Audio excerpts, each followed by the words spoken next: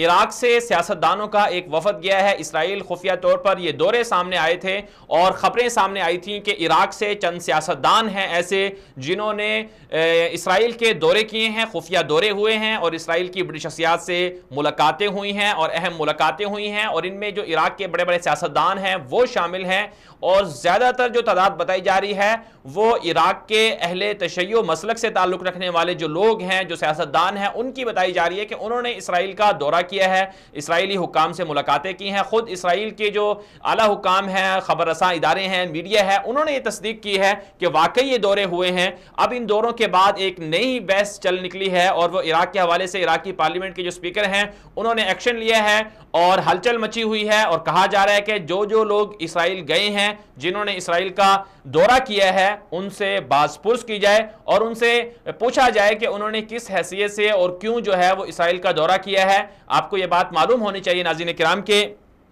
اسرائیل نے قبضہ کیا تھا فلسطین کی سرزمین پر۔ قبلہ اول جو مسلمانوں کا بیت المقدس ہے، اس حوالے سے مسلمانوں کا نظریہ ہے فلسطین کا وہ علاقہ ہے، لیکن وہاں پر اسرائیل نے قبضہ کر کے اپنا قبضہ جمایا ہوا ہے، اور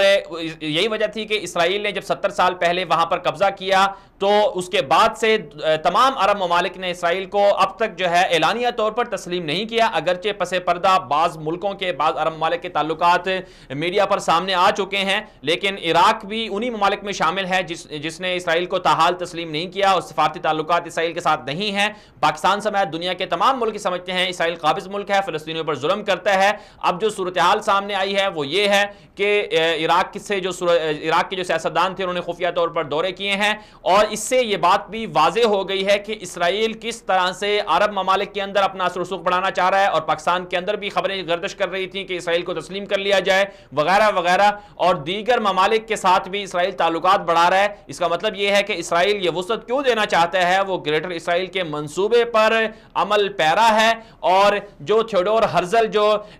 زائونزم جسے ہم کہتے ہیں، صہیونیت جسے کہتے ہیں، اس کا جو بانی تھا، اس کا ایک منصوبہ تھا، انہوں نے جب ایک جھنڈا بنایا تھا تو اسرائیل کے جھنڈے میں اس وقت بھی آپ کو 2 لائنیں نظر آتی ہیں۔ اسے کہا جاتا ہے کہ یہ دراصل جو لائنیں ہیں یہ اشارہ کر رہی ہیں دجلہ اور فرات کی طرف،